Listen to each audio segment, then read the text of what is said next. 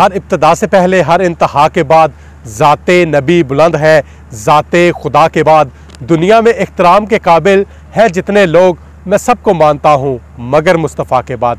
नाज़रीन, मैं हूँ मिर्ज़ा कफ़ील बेग कैफ़ी। नाज़रीन, तहसील पिंड नदर खान में पाकिस्तान तहरीके इंसाफ की ज़िली क़यादत की जानिब से तरक्याती मनसूबों के बड़े बड़े दावे किए जा रहे हैं। अरबों रुपए की नहर, 2 रोया सड़क जो जेहलम से तहसील पिंड नदर खान के लिए तमीर की जा रही है। आइंदा इंतखाबात में कामयाबी हासिल करने के लिए इन 2 मनसूबों का बड़ा चर्चा है। आज हमने अपने प्रोग्राम में मलक ज़हीर अहमद अवान सीनियर साफ़ी हैं, अच्छे लिखारी हैं, तहसील पिंड नदर खान से उन्हें दावत दी है। मलक साहब, बताइएगा दोनों मनसूबे पाकिस्तान तहरीके इंसाफ की मकबूलियत में कितना इजाफा करेंगे? बिस्मिल्लाहिर्रहमानिर्रहीम। अल्लाहुम्मा सल्ली अला सय्यिदना व मौलाना मुहम्मदिन व अला आलिहि व सहबिहि व बारिक वसल्लम। जनाब मेरे भाई कफ़ील बेग साहब, आपका बहुत बहुत शुक्रिया।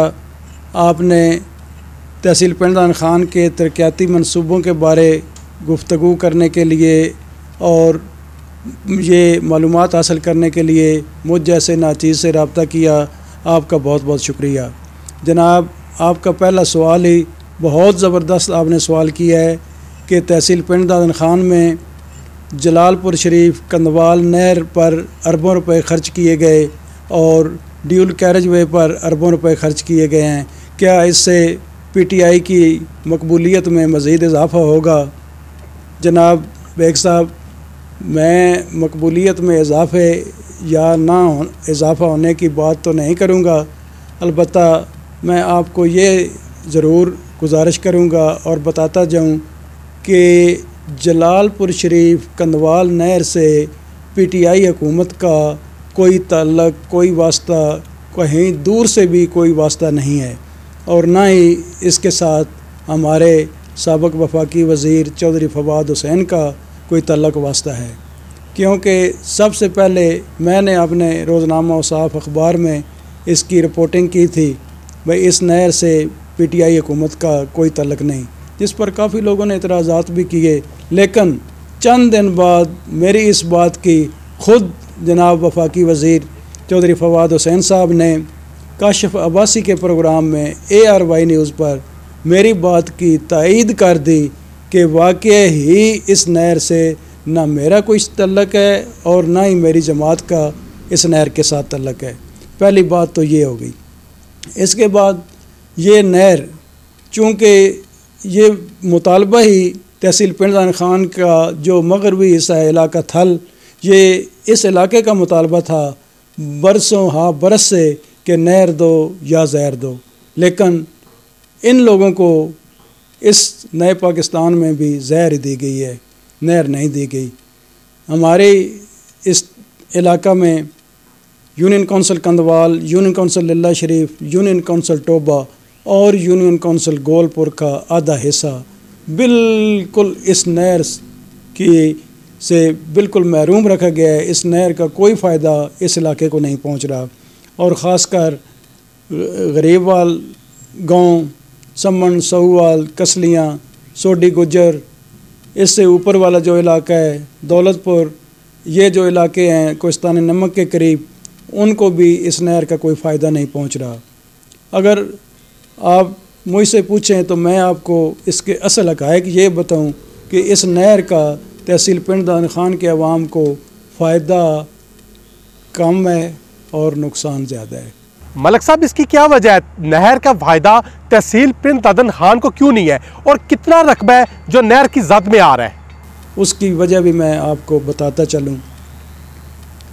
हमारी तहसील पिंड नदर खान का कुल रकबा 2,80,000 एकड़ पर मुहित है, जिसमें से 1,00,000 एकड़ रकबा जो है वो हमारा ये इलाका थल का जो रकबा इस नहर से अफादियत से जो महरूम हुआ है, 1,00,000 एकड़ ये रकबा मौजूद है। और ये रकबा सारा तकरीबन ढेरी चिट्टी से लेकर जो कोहिस्तान नमक के दामन में ये वाक़या है, ये सारा रकबा जो है ये नहर से महरूम रह गया है। भाई नुकसान इसका किसानों को ज़्यादा हुआ है नहर का। जलालपुर शरीफ से लेकर कंदवाल तक आप हिसाब लगाएं, मेरे ख़्याल में कमो बेश भी 60-70 हज़ार एकड़ रकबा जो है वो इस नहर की जद में आ गया है, जहाँ पे खुदाई होगी और सेम नाले तामीर होंगे, बरसाती नाले तामीर होंगे। और सेम नाले जो हैं उनकी जो चौड़ाई है वो 200 फुट पर मुहित है।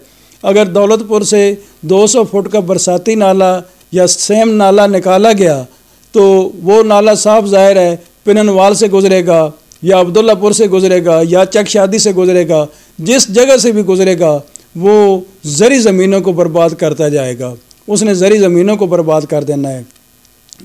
इससे किसान का बहुत ज़्यादा नुकसान हुआ है इस नहर की वजह से। चले, अगर नहर का फ़ायदा नहीं है तो 2 रोया सड़क जो तहसील पिंड ददर खान से लेके जेलम तक तामीर की जा रही है वो तो शहरियों के लिए आसानियाँ पैदा करेगी। रोड ज़रूर बन रहा है, बहुत अच्छा मंसूबा है। जिस वक्त ये मंसूबा आया था हमने फवाद चौधरी साहब को सलाम पेश किया था, ख़बरें लगाई थी अखबारात में, उनका शुक्रिया अदा किया था, बहुत अच्छा मंसूबा लाए हैं। लेकिन ये मंसूबा देख कर तो वो घर बैठ गए हैं। बाद में उन्होंने कोई आवाम की कोई सोच, आवाम को कोई जो है पूछा नहीं, आवाम से वो कोई इसकी वजह से कोई तकलीफ़ है, क्या हो रहा है। इस पूरी रोड पर भाईजान ये लल्ला इंटरचेंज से पिंड दान खान का फासला 22 किलोमीटर है और 22 किलोमीटर में एक भी ओवरहेड ब्रिज या अंडरपास ये नहीं बनाया जा रहा। आप सिर्फ टोबा की आबादी देखें, 15,000 से ज़ायद आबादी का ये कस्बा है और इनका सारा आना जाना, सारा कुछ ज़मीन, खेती बाड़ी, माल मवेशी सब कोस्तानी नमक की तरफ जाते हैं और उन्होंने रोड क्रॉस करना है तो ये तेज़ रफ्तार रोड होगा। हमारे मिनिस्टर साहब ये भी फरमाते हैं कि कश्मीर से कराची तक ये रोड जो है ये इस्तेमाल होगा। जिस वक्त कश्मीर और कराची तक गाड़ियाँ जाने आने वाली यहाँ से गुजरेंगी तो क्या वो स्पीड जो है उनकी वो चूंटियों की तरह रेंग कर यहाँ से गुजरेंगे, टोबा से, भीलोवाल से, गोलपुर, कौड़ा चौरान से रेंग कर वो गुजरेंगे, यहाँ पर ब्रेकें लगा कर वो जाएंगे, कैसे इतना लंबा सफ़र वो तय करेंगे।